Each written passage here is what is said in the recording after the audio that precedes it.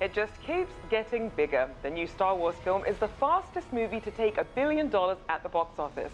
Hollywood analysts think it's on course to be the highest-grossing movie ever.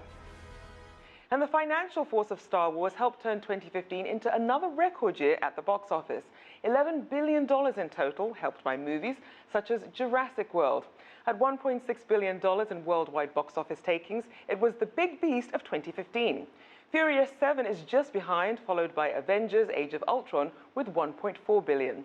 And in just 2 weeks, Star Wars has taken $1.3 billion with no sign of it waning. But at $2.8 billion, Avatar remains the highest-grossing movie ever. Well, there were plenty of turkeys too. The cybercrime thriller Black Hat cost $70 million to make, but took just $19 million at the box office. And The Gunman's budget was $40 million, but made just a quarter of that back. Finally, Aloha. It made $26 million on a $37 million budget. A bit better, but still a flop. Well, for more on what to expect with your movie-going experience, I spoke to Daniel Loria. He's managing editor and senior overseas analyst at BoxOffice Media. I began by asking him how the Star Wars franchise is impacting the industry. I think it's a great opportunity for people that haven't been to the movie theaters in a little bit of time to go back and remember the excitement of going to a packed movie theater full of people with a popcorn, with a soda, and enjoying a movie on the big screen. You know, whether they like, whether they're huge fans of Star Wars or not, it's a great reminder of the power of the cinema. So we actually saw an uptick in box office for every other movie other than Star Wars in this second weekend after the Star Wars debut, and that's a great sign. I think people really liked Star Wars. They're going back to see it again, but they're also reminded of how great it is to go to the cinema and checking out other titles as well. So we're seeing that other people also got a bump. Also good for the movie industry. Now, Star Wars was also the biggest global debut for IMAX, and they're actually expanding the number of theaters they have in China. Why do you think that Chinese market is so key?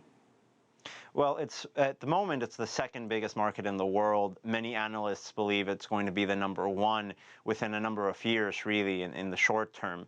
It's growing. Obviously, the economy is very compelling for a lot of the movie studios, and there's great potential in China for the cinema industry. Right now, I think the only bump is the import quota for movies. It's not a completely free market for Hollywood, so I think that's really the only road bump for China to be even bigger. There's still a lot of hands-on control over when the films play, which films, foreign films play there. So I think China can be as big as it wants to be. The only question mark right now is how big do they want it to be in the coming years? And in terms of the size of the market, with these potential hurdles in the way, do you think that's going to stop movie companies from trying to enter that market? Well, right now, really, to enter China, you have to go in the best-case scenario with a trusted local partner that can really help you navigate all the economy of the market, a lot of the different regulations. So right now, while there are these regulations and quotas in place, it just makes sense for many of the studios and production companies to find a trusted resource in China to help them navigate that culture. Now, while IMAX is adding more theaters, you also have the rise of companies like Netflix, on-demand services, and they're adding exclusive content and also original film. How much of a disruptor do you think Netflix is to the industry? Well, at the moment, I don't think it's a huge disruption. We're coming off a record year, $11 billion here domestically in North America for the first time in history. We had record years in 2012, 2013. Not every year can be record years. Netflix is an interesting offering. I know they're challenging among what type of original content they produce. But again, the power of the cinema is something just so singular. And you can see that really in the result of Star Wars being so popular and providing a bump to these other films. People like going to the cinema. People like going out. It's a great alternative for basically anyone, of any budget, to go out and enjoy a night out. Now, that might work especially for films like Star Wars, but for films that don't necessarily need all the audio and the special effects, is there a chance that at some point movie theaters could become obsolete? Oh, I don't think the cinematic experience will be obsolete.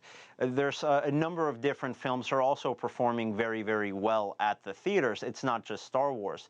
The only difference is, well, a film that does very well, making $200 million globally for the type of film it is, isn't going to get the sort of billion-dollar headlines, right? A great example is Wes Anderson. Very interesting filmmaker, the sort of filmmaker you want to see in the big screen as well, making movies for the cinema. He's just coming off of his biggest box office hit, not only domestically, but also internationally. So audiences do like the cinematic experience. They are going to cinemas to watch not only the big films, but also the films that might not break every record out there. And as we look ahead to box office expectations, are there any specific releases that are really standouts for you that are coming up in 2016? Well, 2016 is going to be an interesting year, specifically with franchises. We have Warner Brothers rolling out their DC Comics franchise with Batman vs. Superman. You have Marvel coming in with Captain America: Civil War, and Disney going back with Lucasfilm with Star Wars: Rogue One. I think that's going to be very, very interesting to see how that plays out. And let's not forget family fare like Pixar coming in with Finding Dory, their sequel to Finding Nemo.